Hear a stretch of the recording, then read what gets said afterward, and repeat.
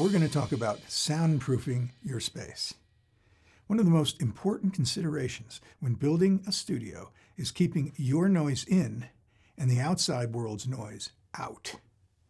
While important, it is often one of the hardest goals to achieve when you live in an environment where tearing out walls, ceilings, and floors is not an option. Say, for example, if you're renting an apartment or living on the couch at your grandmother's house. In those cases, you'll have to be creative in the use of your blankets, curtains, towels, sandbags, lead paneling. If, on the other hand, you are able to physically modify your space, then this section will provide a basic understanding of how to go about doing that. Soundproofing basics. There are many different materials that can be used to block sound waves. While some of these are easy to install, most are going to require a certain amount of labor and deconstruction of your existing space. The ultimate solution would to be create what is known as a room within a room. Here you would build a second set of walls inside the original walls that do not come into contact with the original walls.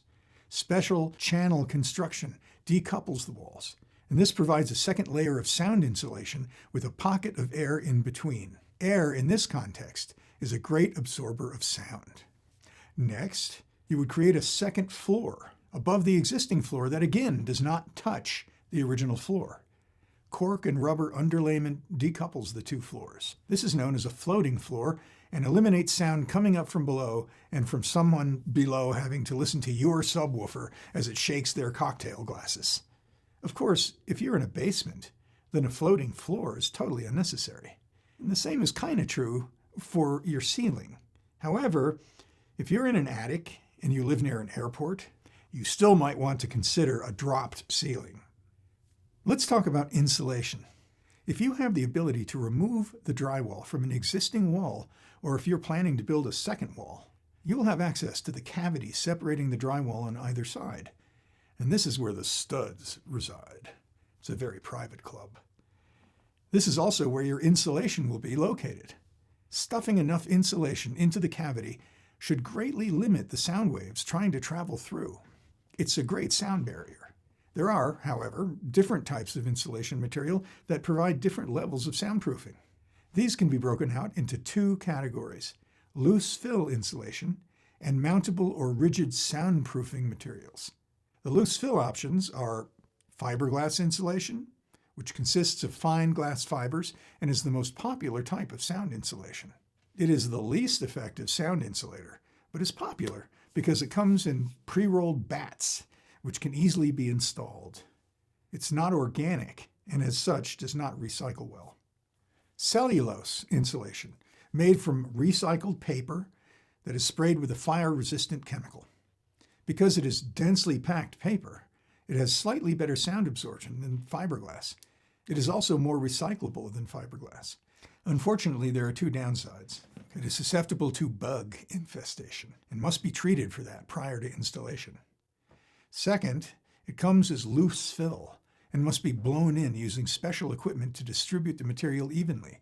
Professional installation is recommended. The third possibility is mineral wool insulation. This material is made from minerals like basalt, diabase, or slag. Of the three loose fill types, mineral wool has the best soundproofing properties. It is often used in commercial buildings and industrial applications and recording studios. Like fiberglass insulation, mineral wool can come in pre-rolled bats for easy installation. Although the best for soundproofing, this type of insulation is pricier than the other two. So mountable soundproofing materials are usually hammered or stapled onto the studs in the cavity. These include foam board insulation. Foam boards are very popular and inexpensive. They're made of extruded polystyrene, XPS, or expanded polystyrene, EPS. And these usually come in 4x8 foot sheets that can have a thickness between ½ an inch to 4 inches. And they cost between $40 to $60 a sheet. A second possibility is actually my favorite, mass-loaded vinyl, MLV. MLV comes in rolls which are cut and mounted into the studs.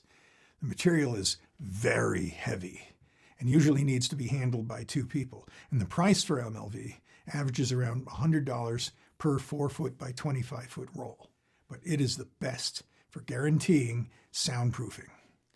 The next is drywall. It is best to get thick drywall, like 5/8 inch for soundproofing. It's common to glue 2 drywall boards together for added soundproofing, and there's a special glue made just for that. It's called green glue, and it's used just for this purpose. It converts sound energy into heat, reducing sound transmission through your walls. When you are ready to do your soundproofing, your best bet is to get in touch with a contractor to assist you with the work. You can do it yourself, but unless you've had experience doing this sort of thing or are a glutton for punishment, it can become very overwhelming very quickly.